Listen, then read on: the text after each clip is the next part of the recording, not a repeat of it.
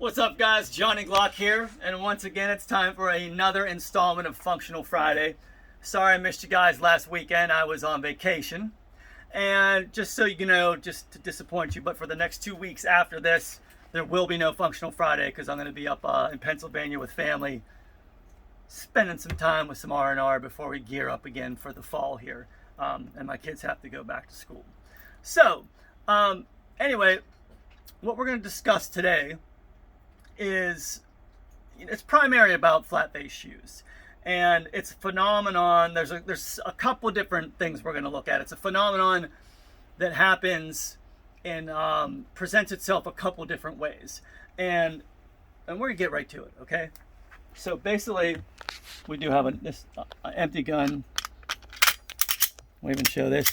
Sometimes when you get a flat base shoe, there is no movement. Like, see how I'm trying to push on this? Even when I go to depress this, it's literally, let's see if you get right up against it, Wick. See that right there? That is so tight right there, it's actually grabbing a little bit. So when I go to break this, when I go to break the trigger, sometimes, no, this is the first thing that'll happen. If I don't land perfectly on this trigger safety tab, it's gonna, see, like, I am pushing as hard as I can. If I'm not landing perfectly on that, you can see the stalemate that it's causing. I gotta get that in there. Right. You can see the stalemate that's causing it. Finally depressed. It's caught. See what I'm saying? Like, there, it went right there. You will see that. That is one way it's going to present if you're too tight there against the frame. If you do not have enough distance between your trigger safety tab and your frame, it's going to be problematic. The second way, and especially on Gen 5s and 43s and 48s and all that, is after you break it, if you decide to let go of the trigger, it is going to want to, it didn't do it right there, but it's going to want to sort of hang right about there. It's not going to come out the whole way. It's going to be dragging on the frame, and then you'll have a gun and you'll think it reset it, but it's actually sitting like that. That's very dangerous because you don't have your trigger safety tab engaged. So I'm going to show you how to address this. Now, if it's a pre-travel adjustable shoe, then of course you're just going to change the pre-travel. You know, it's going to give you more room in between there. Okay, but if it's a combination of the room and the fact that this has a lot of, you'll notice our springs have a lot of tension here with the trigger shoes we build because we want this to definitely stay engaged. Now, sometimes for guys that are shooting further in like this, that don't actually drop on their pad or come a little bit deep, there's like a, you'll hear that click. Hear it's clicking. Clicking. So when you get on that, you don't want to have that click happen. That's problematic. So basically, and if you buy the trigger kit from us, this is something we already do, and it is to relieve, bring this on over, Brandon, quick, sorry. Right here. This area right here where it drops down into, we'll call this the pocket of the flat base shoe, where it drops down in there.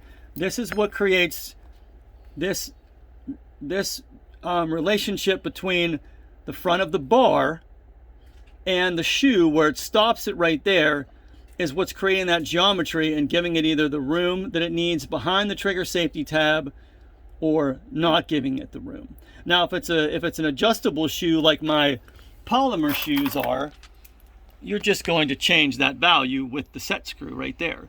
But since these shoes are fixed, and the majority of them are fixed out there, you don't have that ability. So what is it that you're going to do to alleviate that, quite like we do? So basically, since this is the gun that is having the issue, I'm going to take this out. And this is a raw, unmodified Glock bar that I have in here, because this is usually where it happens. And I'll explain this to you because I'm going to show you all. Now, guys, if you have one of these from us, we Loctite everything, so I have this one loose. You're not going to have to do it, but if you are going to break the bonds on these, you're going to need about 10 seconds of a flame right about like that. Okay, that includes for the set screw in the rear, if it's a 42, 43, 43X, or a 48. That's where I control. Or if you just buy the shoe stand alone and you're trying to work it into your gun, that's where you're going to control the over travel, is right there. So that same thing. And when you put these back in, you're going to definitely want to reapply Loctite to those screws so they don't move, because metal on metal, they will move. So I'm just going to grab this pin vise and we're just going to back this out. And when you look at the difference in between, let's do okay, so let me grab the same exact bar. Gen 4 to Gen 4. If you look at the profiles of these, you can see this little, get right in there, right? That little gap right there. See that I'm coming across? Where it raises up. That's pretty much, when you look at this one as opposed to that one, that's where the web grabs it when it's stamping at one of the areas. We get rid of that because we want to make dang sure, no matter what model you have, that it is not going to be super, super tight up against there. Now another thing, pull that back, another thing is a lot of guys that carry combat, that carry defensive triggers, they want more pre-travel. They might not be comfortable with only a 1/8 inch of pre-travel. They might want more. They don't want the entire Glock pre-travel, but they want maybe just a minimal reduction, maybe bringing it down to like, a little bit over, like around 1/4 inch or something like that. And this is another way that you can create that distance to give yourself more pre-travel for staging, for prepping. If you are not, I know the 43 triggers drop in, they're insane. They're like, the trigger safety tab depresses and you're right on that wall. I've had plenty of calls of guys saying, hey, how do I create more pre-travel? It's a fixed shoe.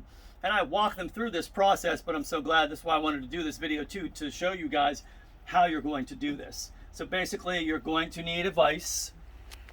You're basically removing material, and there's several ways to do it. Do not vise these up any other way than like right here with a smooth face vise. That's how you're going to want to do it, because honestly, if you grab that with the ones with the aggressive teeth on there, it's probably gonna leave some demarcation. So the smoother the better. And depending on what your method of moving metal is going to be up to you. So here's a couple different. Okay, so we have a coarse diamond stone here. This is a bastard file.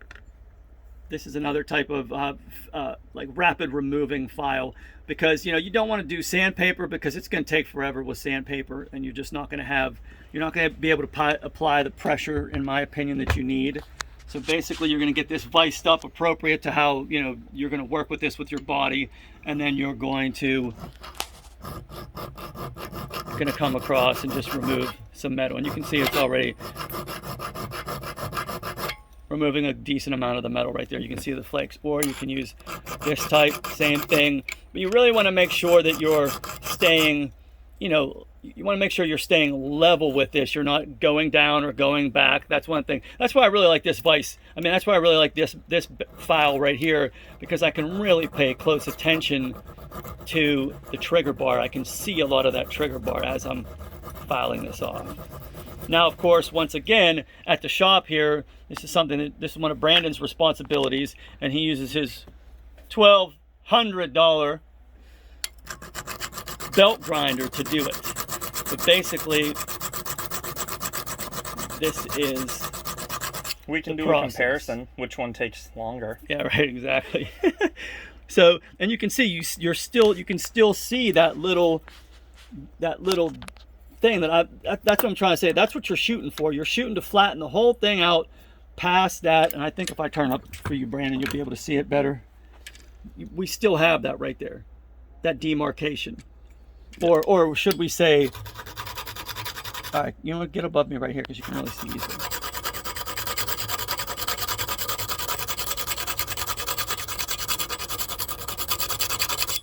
All right, now I can see it's almost gone.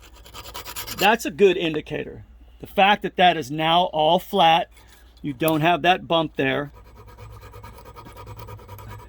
And then from there, you want to take a little bit off this side, a little bit off this side, because what you're trying to do is just to sort of round that. Here, back it up just a little bit. You just want to round that, because if you see our bars, that's basically what we're doing. And then from there, you can take it off of here. And like I said, at this point, you can use sandpaper, and you can use something that's very much, you know, that doesn't have any, that has some backing to it. I'm gonna grab this 400 real quick just to prove the point. But any of the non-slip stuff, like you know, these mats work really well. This is like this is kind of like a vulcanized. So if I go like this on here, it's not going to be hard on hard. It's just it has kind of a softness. I can go back and forth. And now you can see it's really starting to come up to where there's not going to be, you know, any burrs or mars or anything like that. We want this to be smooth, and then you can polish it out.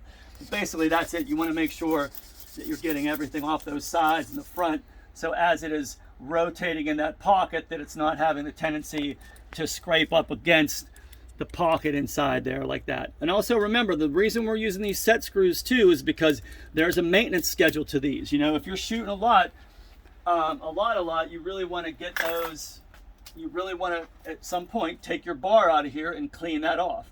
Clean that out in there with some solvent, clean this whole thing off, and then, you know, maybe put a little dab of that blue grease that I use in the syringe, which is the, once again, this Cleanse Oil synthetic gun grease. Put some of that on there, drop it back down in there, all right? So now, when we install this back into the gun,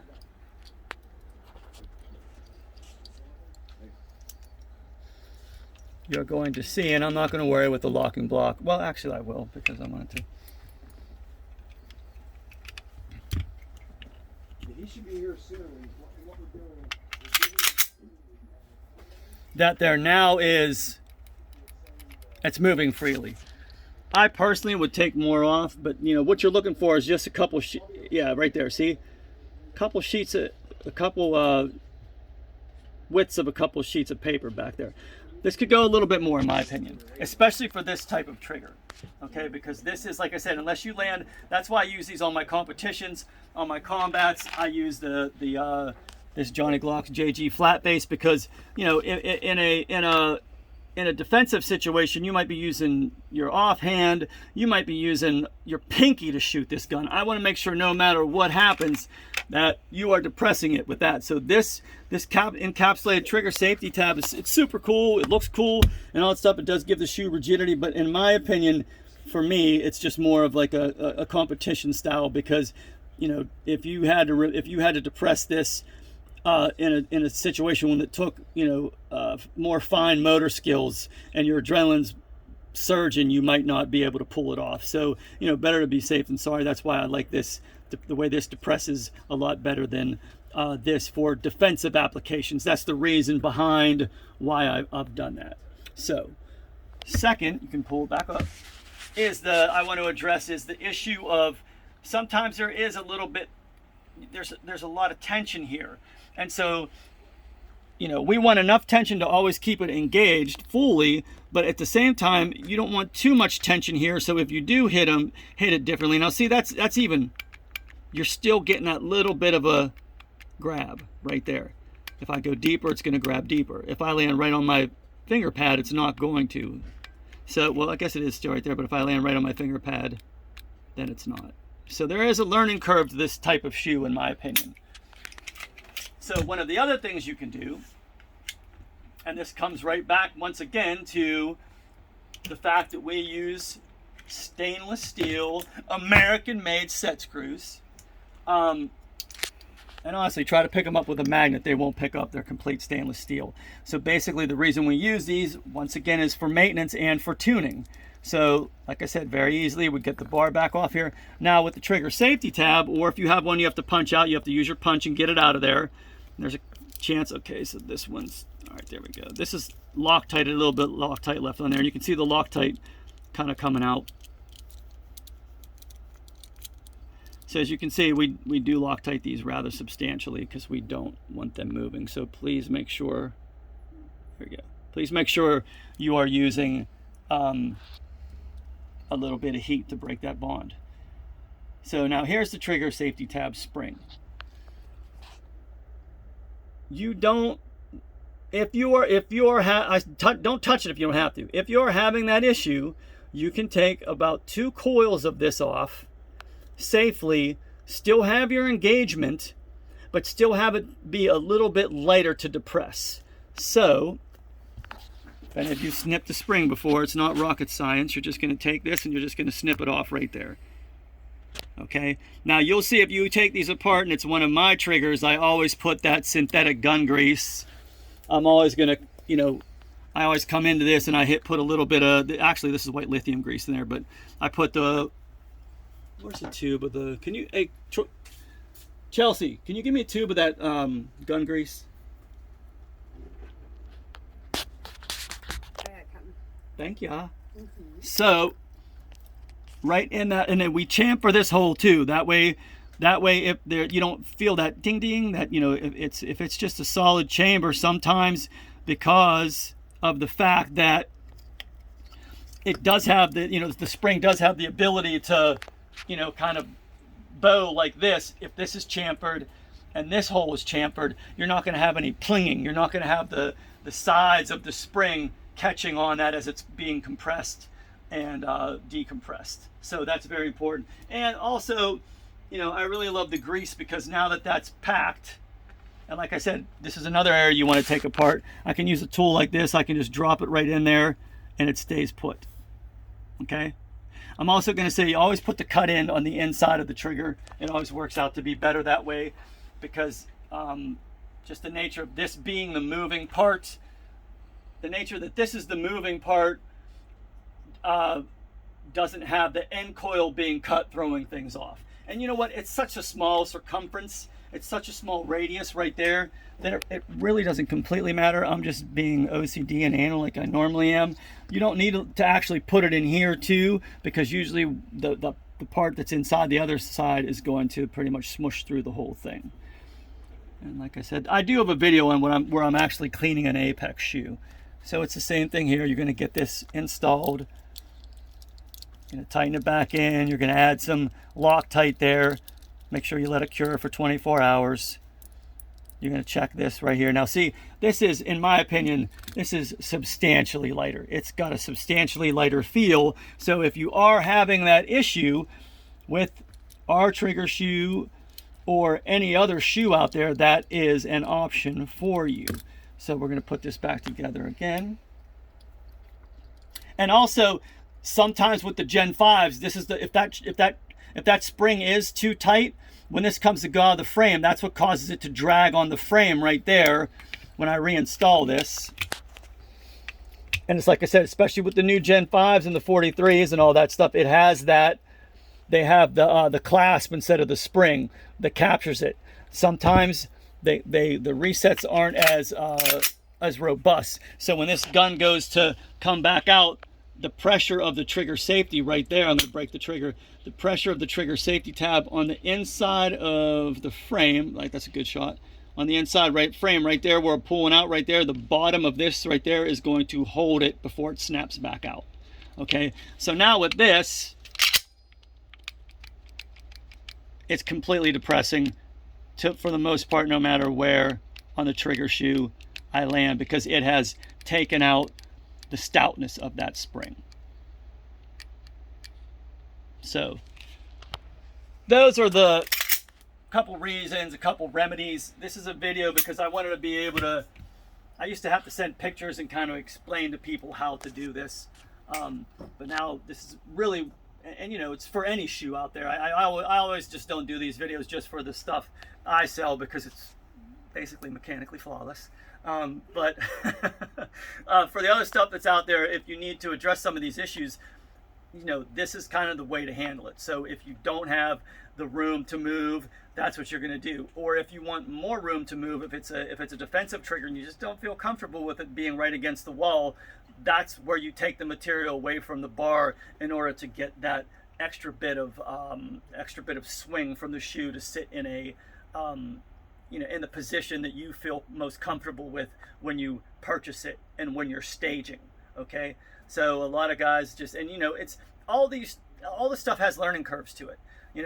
I don't use flat shoes because I'm just so dang used to the curved shoe, and I really don't want to, like, the learning curve when I switched to a RSD. That was, like I say, it was steep, but it was a learning curve. But that had for me so many advantages. I would be, it would be ridiculous for me not to go, especially with my eyesight these days, go to a red dot. It wasn't even a question. Do I feel the advantages of a flat base shoe are about the same advantages as a red dot as far as me as a shooter? No, I really don't. In fact, I like a little bit. I'm so used to the little bit of flex of the polymer. It's the difference. I always explain it in between like a belt drive and a chain drive. The chain drive is going to mean the belt drive is going to have a little more of a relaxed feel. Or I say, it's like jumping off a wall onto concrete as opposed to jumping on some light grass. You're going to have a little bounce. The little bit of flex there in that polymer shoe, I just like. I'm used to it. It helps me with my reset anticipation. So this is why I'm kind of explaining a couple of these things so you can understand the differences, because flat shoes might not be for everyone. And if you spend anywhere from $200 to $100 on a flat shoe, you're going to be disappointed. This kind of information helps to make the decision, should I even get into that sort of flat base shoe arena. Like Brandon Wick loves them. Like, you're like flat shoe. Yep. Every one of his guns has a flat shoe. So actually, yeah, that has 12 of these, 0 of these. Right. 1 polymer. There you go. And so basically that's it. So maintenance is a big thing with the flat base shoes. The metal grabs a lot of carbon. You know what I mean? So you're going to want to make sure you open those. I think it's me cleaning an Apex shoe, like I said, that's going to show you how to, and like I said, I'm punching stuff out with the Apex with this shoe in particular, and that's why Andy and I designed it this way from Ranger Proof, because it's maintenance free. You're not going to booger up your shoe. You're not going to mess things up. Inside your head, it's a no-brainer. Throw a little heat on there with a Bic lighter. It all comes apart. Throw some Loctite on there. It all goes back together very simply. So, you guys that are just buying the shoes stand alone from me, if you are putting it on the raw bar, the raw Glock bar, and you do have that tightness aspect, this is the way you address it. So that's about it. It's a short one. It's a sweet one. And if you guys have any questions, leave them in the comments. Remember, like, share, subscribe. Anything else, Brandon? Hi, Larry. I bought my first gun. Our illustrious Chelsea. Larry. With her get a picture of that dress. Come on, man. Let's. No, I don't want to go to the internet. You're on the internet. No. You're on the internet. Stop. All right. Bought her first gun, So I don't know if we have ever talked about her story. You know what I mean? She's more of a crafting person, but this is very close to jewelry making. It's very close to knife building, all that stuff. It's metal. And if you have that kind of watchmaking, anything like that, it all translates. And you can bring all the knowledge I got, most of the stuff I did, machining and jewelry forms and all that stuff. Those are the guys that know how to really polish and do stuff. I've discussed that before. But hey, I don't want to get too long-winded. Have a great weekend. www.johnnyglocks.com is the website. You can always email me at johnny@johnnyglocks.com. And text is better, 941-376-4383. Guys, have a great weekend. And remember, trigger control is control.